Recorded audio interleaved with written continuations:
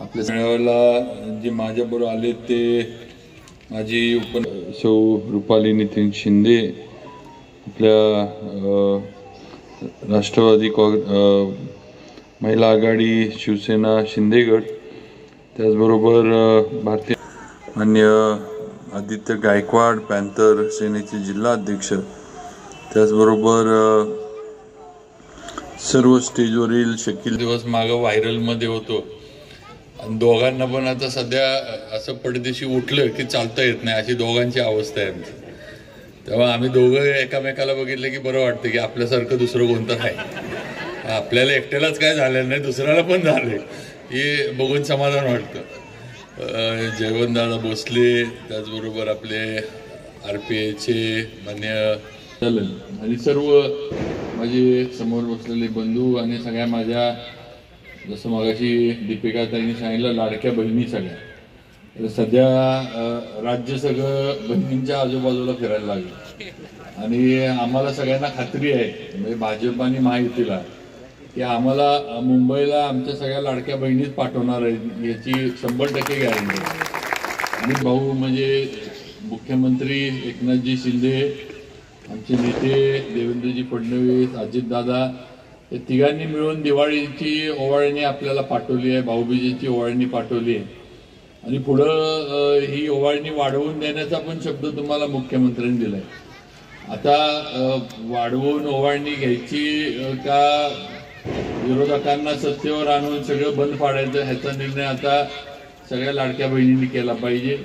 आणि मला खात्री आहे की आज जे महिलांचं स्वावलंबीपणा जो निर्माण झालाय, जे आर्थिक सक्षमीकरण या योजनेच्या माध्यमातून झाले, त्याच्यामुळं आम्हाला भारतीय जनता पार्टी प्रणित आमच्या माहितीला आपण साथ द्याल.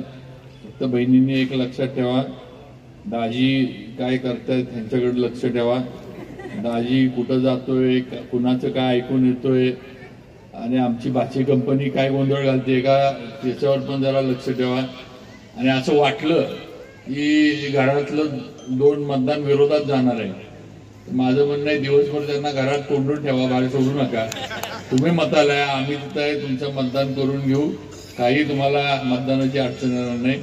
पण चेष्टेचा विषय आपण सोडला तरी आज खऱ्या अर्थानं महिलांचं सक्षमीकरण भारतीय जनता पार्टी आणि महायुतीने केले. त्याचा उल्लेख मगाशी दीपिकाताईंनी केला की 1500 रुपये ही तशी काय फार मोठी रक्कम नाही, पण देण्याचं निर्णय सरकारनं घेतला, भाजपनं घेतला, महायुतीने घेतला, हे महत्वाचं आहे. आज देशामध्ये प्रत्येक राज्यामध्ये सरकार आहे. आज काँग्रेस हा आपल्यामध्ये दरी निर्माण करण्यासाठी आणि आपल्यामध्ये अंतर राहण्यासाठी केला जातो, हे लक्षात ठेवा. आज काँग्रेसची जास्त मिळतात. आचारसंहिता संपल्यानंतर आम्ही लाडकी बहीण योजनेचा लाभ जो आहे तो वाढवून देणार आहे, ते पण खरं झालेलं आपल्याला बघायला मिळेल. पण आपली जबाबदारी आहे आता की महायुतीच्या मागे आपण राहिलं पाहिजे आणि भाजप असू दे, महायुतीचे शिंदे साहेबांची सेना असू दे, अजितदादांची राष्ट्रवादी असू दे, ह्यांच्या मागे आपण उभं राहिलं पाहिजे, हे लक्षात ठेवा. तर आपल्याला या योजना सगळ्या हे होणार आहेत. जे महाविकास आघाडीची लोक ही काय म्हणत होती हो, ज्या शहरात असू दे, जिल्ह्यात असू दे, किंवा आपल्या म्हणजे घरातली बाहेर असू दे, किंवा आपल्या मित्रपरिवार असू दे, आपल्या मैत्रिणी असू दे, त्या सगळ्यांना तुम्ही आतापासून हे करा की भाजपच्या आणि महायुतीच्या मागेच राहायचं. आपल्यासाठी त्यांनी केलंय, त्यांच्याबरोबर आपण राहिलं पाहिजे, ही वस्तुस्थिती आहे. त्यामुळं ह्याचा प्रचार प्रसार आपल्या माध्यमातून व्हावा अशी एक अपेक्षा या निमित्ताने व्यक्त करतो. की पेपरबाजी, फ्लेक्सबाजी, बॅनरबाजी करायची आणि मला आमदार करा, आता आम्हाला सत्ता द्या, एवढंही करायचं. 5 वर्ष काम शून्य, 5 वर्ष कर्तृत्व काय नाही. रुपयाचं काम सातारा शहरामध्ये टाकलेलं नाही, रुपयाचं काम अख्ख्या सातारा जावळी मतदारसंघात त्यांनी केलेलं नाही. यांना 2 वर्ष संधी होती. उद्धव ठाकरे साहेब ज्यावेळेला मुख्यमंत्री झाले त्यावेळेला 2 ते 2.5 वर्ष उद्धव ठाकरेंचं, अजितदादांच्या म्हणजे राष्ट्रवादीची आधीची पूर्ण होती आणि काँग्रेसची सत्ता होती. त्यावेळेला आजचे हे उमेदवार हे राष्ट्रवादीत होते. आज जे उद्धव ठाकरेंच्या याच्यावर जे समोर उमेदवार आहेत हे राष्ट्रवादीत होते. 2, 2.5, 3 वर्षामध्ये रुपयाचं काम आणलेलं नाही, रुपयाचं काम आणलेलं नाही. मी तुम्हाला चॅलेंज देतो, मग तुम्ही मला यांनी आणलेलं 5 वर्षातलं एक काम दाखवा, मी सांगाल ती पैसे हारायचं आहे. रुपयाचं काम सातारसाठी आणलेलं नाही, हे आपण सगळ्यांनी लक्षात घेतलं पाहिजे. आणि म्हणून माझी आपल्याला विनंती आहे की असल्या लोकांच्या मागं जाणार नाही तुम्ही, पण हे उद्या आपल्या पुढे येणार, काहीतरी सांगायचा प्रयत्न करणार, भाजप बद्दल काहीतरी किंवा मन कलुषित करण्याचा प्रयत्न करणार, ज्याला आपण बुद्धिभेद म्हणतो तो करण्याचा प्रयत्न करणार. पण ह्यांची खरी चाल जी आहे ती आपण ओळखली पाहिजे. हे फक्त सत्तेसाठी इथं आहेत, ह्यांना फक्त पद पाहिजे. तुमच्याशी, सातारशी, आपल्या शहराशी ह्यांचं काही देणं घेणं नाही. ह्यांनी काही केलेलं नाही, ह्यांची ती काम करण्याची मानसिकता नाही आणि इच्छाशक्ती नाही आणि ह्यांच्यामध्ये तेवढी कुवत नाही. ह्या गोष्टी आपण लक्षात ठेवा. ही मी आपल्याला अगदी ठामपणे मागं आपल्या शहरामध्ये काही झालं तरी साताऱ्यामध्ये कधीही अप्रिय घटना घडलेली नाही, ही वस्तुस्थिती आहे. कारण इथं राजकीय नेतृत्व ज्यांनी केली त्यांनी कधीही असल्या गोष्टीला थारा दिला नाही, हे लक्षात घ्या. पूर्वी प्रतापसिंह महाराज होते, नंतर भाऊसाहेब महाराज होते, किंवा आता मी आणि उदयनराजे.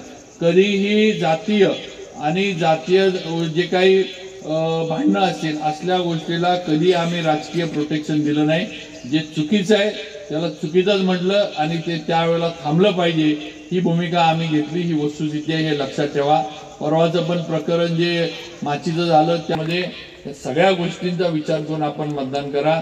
आज भारतीय जनता पार्टी, आज देवेंद्रजी फडणवीस आमचे नेते आहेत. मी 5 वर्ष त्यांच्याबरोबर काम केलंय. एक तर या सातारा जावळी आणि सातारा शहराच्या विकासामध्ये हे पूर्णपणे सहकार्य करण्याची भूमिका देवेंद्रजींनी घेतली, हे आपण लक्षात ठेवा. त्यामुळे हे अतिशय प्रभावी असणारं आपलं नेतृत्व आहे. त्यांच्या मागे उभा राहणं ही आपली काळाची गरज आहे. साताऱ्याला जर आपल्याला प्रगतीच्या मार्गावर न्यायचं असेल, सातारा शहर जर आपलं अजून मोठं करायचं असेल, आज आपण कॉन्क्रीटचे रोड चालू केले, ₹100 आज तुम्ही शाहू स्टेडियमच्या इथं जावा. भारतीय जनता पार्टीनं जो निधी दिला, म्हणजे कोट्यावधीचा निधी या रस्त्यासाठी दिला. का तर कासला येणाऱ्या पर्यटकांचा फायदा सातारला झाला पाहिजे, पर्यटक वाढले पाहिजेत, त्यासाठी या रस्त्याला एवढा निधी दिला. हा रस्ता आपण पूर्ण करून घेतला, हे आपण सगळ्यांनी सातारकर म्हणून लक्षात ठेवलं पाहिजे. त्या एक विषय आहेत, असे सांगण्यासारखे भरपूर विषय आहेत. आज हद्दवाढ झाली, आज सातारची आज हद्दवाढ झाली.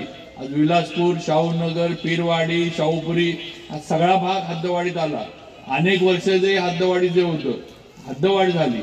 ही हद्दवाढ पण कधी झाली? मी मगाशी जे म्हटलं ना, आत्ताचे जे विरोधक आहेत, जे समोरचे आहेत, त्यांचं सरकार असताना आणि त्यांचे मंत्री सगळे आता निकाल आपला माहित आहे. 20 तारखेला मतदान, आपल्याला तुमच्या सगळ्यांचा आशीर्वाद मिळणार आहे, हे सगळं माहित आहे. पण गाफील राहू नका.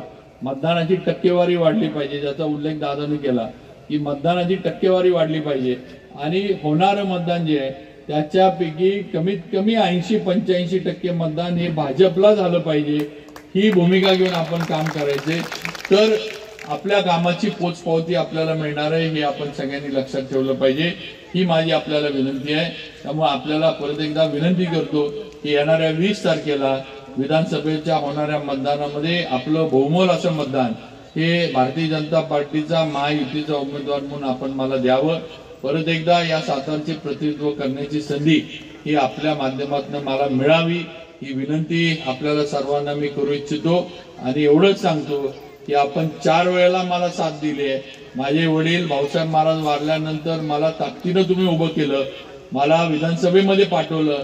मी 4 वेळेला आमदार म्हणून काम करत असताना चढत्या क्रमांकानंच मला सातारकरांनी आणि जावळीच्या जनतेनं पुढं पाठवले. कधी मला मागं वळून बघण्याची वेळ माझ्यावर कधी येऊन दिली नाही. आणि आता सुद्धा तोच विश्वास आपण माझ्यावर ठेवावा.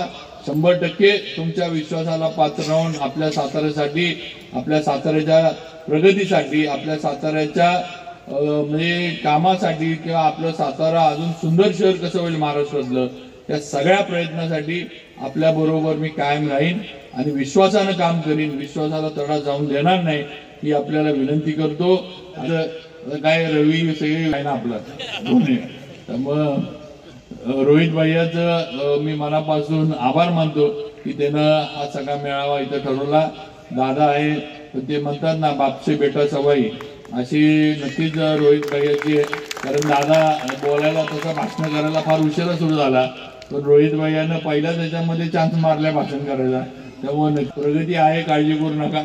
आणि तुमचं शेवटी बाळ कडू आहे त्याला, त्यामुळे दादा नक्कीच रोहित भैया मोठ्या ह्याच्यावर म्हणजे सामाजिक राजकीय या क्षेत्रामध्ये 100% पुढे जाईल. आणि या तरुण बरोबर मी कायम असेल एवढा शब्द या आपल्या छोट्याशा मेळाव्याच्या निमित्ताने देतो आणि थांबतो. जय हिंद, जय महाराष्ट्र.